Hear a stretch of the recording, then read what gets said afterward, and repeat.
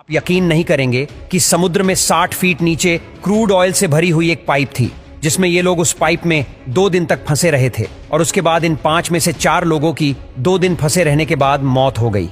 उन 2 दिनों में इन लोगों के साथ जो घटनाएं हुई उससे आपकी रूह कांप जाएगी। ये बात है 25 फरवरी 2022 की। पारिया नाम की कंपनी में ये 5 लोग मेंटेनेंस का काम कर रहे थे।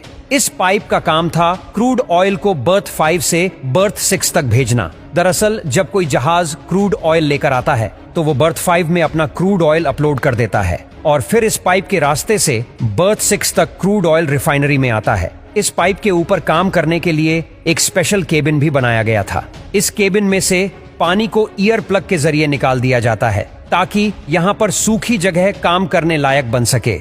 उस दिन इन 5 का काम था ईयर प्लग को निकालकर पानी को सुखाना, लेकिन यह 5 लोग जैसे ही ईयर प्लग को निकालते हैं, पानी का बाउडर इन 5 को अंदर खींच लेता है।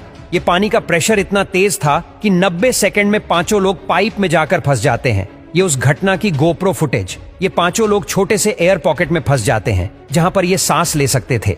पानी का बहाव इतना तेज था कि उनमें से कुछ लोगों की तो हड्डियां टूट गई थी। अब इन लोगों के बचने का सिर्फ एक ही रास्ता था और वो था बर्थ 6 से निकलना।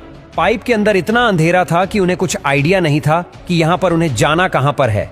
अगर वो गलती से भी गलत वाले बर्थ की तरफ जाते तो उनका मरना तय था। उन्होंने काफी सोचा और ये डिसाइड किया कि जिस साइड उनका सर है ये उसी साइड चले जाएंगे।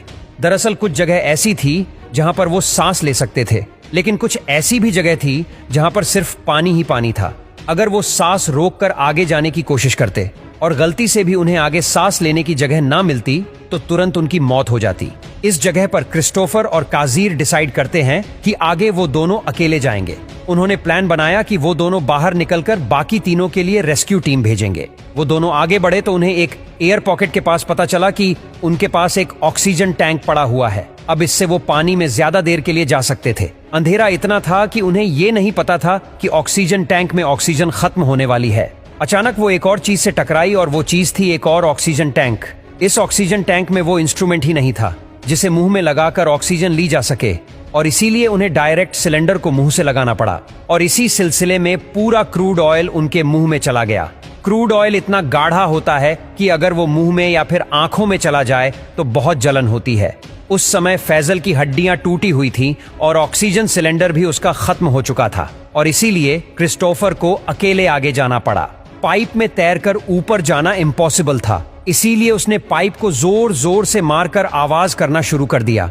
उसी समय रेस्क्यूअर्स उसकी आवाज सुनते हैं और उसे चेन डालकर बाहर निकालते हैं। क्रिस्टोफर ने बाहर आते ही सबको यह बोला कि उसके चारों दोस्त अंदर जिंदा है। कंपनी ने रेस्क्यू टीम को पाइप के अंदर जाने की परमिशन नहीं दी। आने वाले 48 घंटों तक पारिया कंपनी ने कोई मदद नहीं पहुंचाई।